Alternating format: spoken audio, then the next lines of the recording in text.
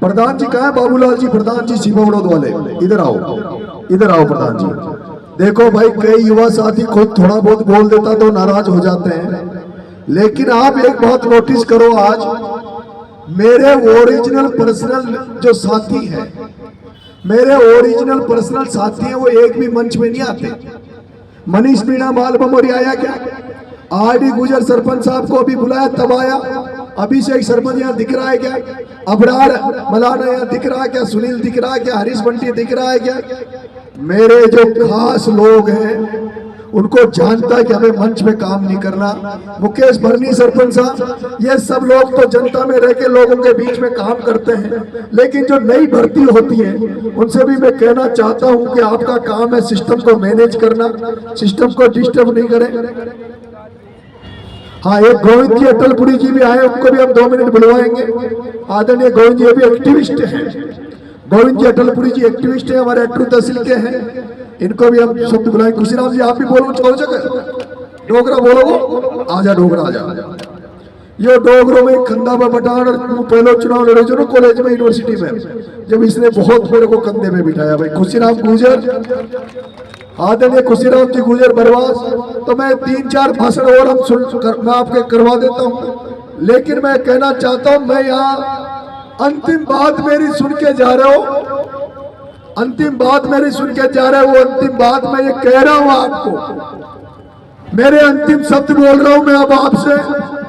मेरे अंतिम शब्द शायद अब मैं जो मौन धारण करूंगा, अब जो मैं मौन धारण करूंगा, उसके बाद ना तो मीडिया के सामने एक शब्द बोलूंगा, आज जरूर अभी कुछ मीडिया वालों को बता दूंगा, लेकिन इसके बाद, आज के बाद मैं अनशन पे ना तो एक भी शब्द मीडिया वालों से बोलूंगा, ना कोई जनता जनार्दन से बोलूंगा। जिस तरह से अनशन के रूप में मैं अन्न का दाना भी मैंने पिछले 4 दिन से अपने पेट में नहीं लिया है, उसी तरह से मेरा मौन धारण भी पवित्र व्रत होगा, जिसको मैं आज से चलाऊंगा।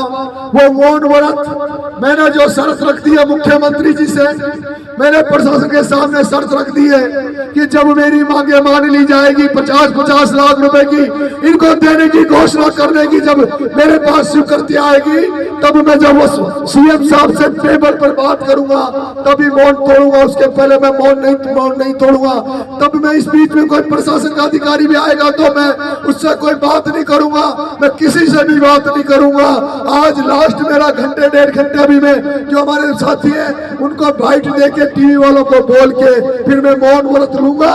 उसके बाद केवल राजेंद्र जी भाई साहब हमारा ये मार्गदर्शन इस आंदोलन करते रहेंगे। ये मेरे जो साथी हैं नरेश धाकड़ साहब को भी मैं बुलाऊंगा। पिछले 4 दिन से नरेश धाकड़ पूरा मोर्चा संभाल के हमारे बीच में पूरी दमखम से खड़ा है, इसको भी हम बुलाने का मौका देंगे।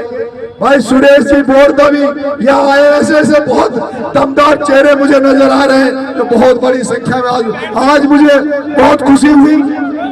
आज मुझे पहली बार खुशी हुई, मैंने कल परसों थोड़ी सी तड़ी मार दी थी मेरे साथ वालों को, लेकिन उसका असर मुझे आज पूरा दिखा। दवाई है अब मैं ऐसा काम मत करो, ऐसी कड़वी दवाई देनी पड़े, कड़वी दवाई की जरूरत नहीं है। हमारा भगवान करे ऐसा कुछ मत करो जो मेरे चेहरे पे गुस्से की झलक दिखे। मैं भी कुछ गुस्से से परेशान हो गया, खुद भी इतना परेशान हो गया।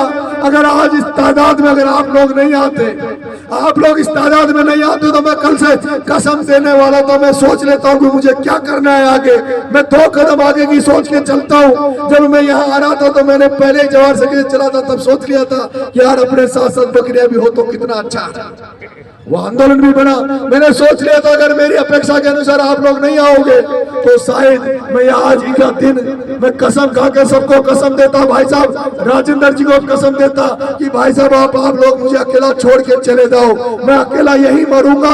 50-50 लाख ये दे देंगे तो ठीक है, नहीं तो मेरी अकेले की लाश उठेगी और उसके बाद इस आंदोलन का कोई भी परिणाम होगा। लेकिन नरेश मीणा ने कल भी कह दिया था और उस समय भी आज भी करता, अगर उसके बाद नरेश मीणा जिंदगी में तुम्हें नजर नहीं आता, नरेश मीणा अपने घर परिवारों को अपने बच्चों को पालने निकल जाता। लेकिन जिस ताकत से जिस आशा उम्मीद में आपसे करता था, उसी आशा उम्मीद के साथ जिस तरह से आज आप मेरे को आशीर्वाद देने आए हो, मेरे हौसले को अफजाई करने आए हो, मेरे जुनून को इस को विश्वास बढ़ाने आए हो, उसके लिए मैं आपका बहुत बहुत धन्यवाद ज्ञापित देता हूँ। मेरा अंतिम शब्द यह है मैं मौन धारण करने वाला हूँ, बैठने वाला हूँ। मेरी अगर मांगे नहीं मानी जाए, मेरी अगर मांगे नहीं मानी जाए तो मैं राजेंद्र जी भाई साहब में लिख के दे दूंगा। हम तय कर लेंगे कि जिस दिन एक दिन ऐसा आए कि पूरे राजस्थान में जितनी भी तहसील हेडक्वार्टर है, जितनी भी तहसील हेडक्वार्टर है, उन तमाम तहसील हेडक्वार्टरों में फिर अनशन चालू किए जाएंगे। जयपुर में केवल मैं अकेला अनशन में बैठूंगा, जयपुर में केवल मैं अकेला अनशन में बैठूंगा, लेकिन आप अपने तहसील हेडक्वार्टरों में बैठोगे। वहां जब आप शाम को फसलें कट जाएगी, वहां आते जाते रहना, वहां धरना चलता रहेगा। रेस में मैसेज जाएगा, राजस्थान का मैसेज देश में जाएगा कि नरेश मीणा गांधी तरीके से शहीद मार्ग शहीद स्थल पर जयपुर में बैठा है और उन बच्चों को न्याय दिलाने के लिए पूरे राजस्थान की जनता हर तहसील हेडक्वार्टर पे अनशन पर बैठी है। उसकी घोषणा भी हम रुक के करेंगे। अभी हमें भरोसा, जिस तरह से मेरी कल अच्छे माहौल में सब सरकार के नुमाइंदों से बात हुई थी, कल जब सरकार के गृह सचिव से बात हुई, भास्कर साहब से, कमिश्नर साहब से कल बात हुई, कलेक्टर साहब से बात हुई, उन्होंने कहा आपने जो कहा हम सीएम साहब के बात रख देंगे। मुझे भरोसा है सीएम साहब इसमें पॉजिटिवली आएंगे। मैं लेकिन एक बात स्पष्ट कर देना चाहता हूँ, मैं स्पष्ट कर देना चाहता हूँ, इनकी सबसे बड़ी जिम्मेदारी, इन बच्चों को मुआवजा देने की जिम्मेदारी वसुंधरा राजे सिंधिया और दुष्यंत सिंह की है। इनकी सबसे बड़ी जिम्मेदारी वसुंधरा राजे सिंधिया और दुष्यंत सिंह की है। अगर इनको मुआवजा नहीं मिला तो उसका जिम्मेदार वसुंधरा राजे होगा, दुष्यंत सिंह होगा, और उसका हिसाब हम चुनाव में उनसे लेंगे। इसका हिसाब हम चुनाव में उनसे लेंगे। इसलिए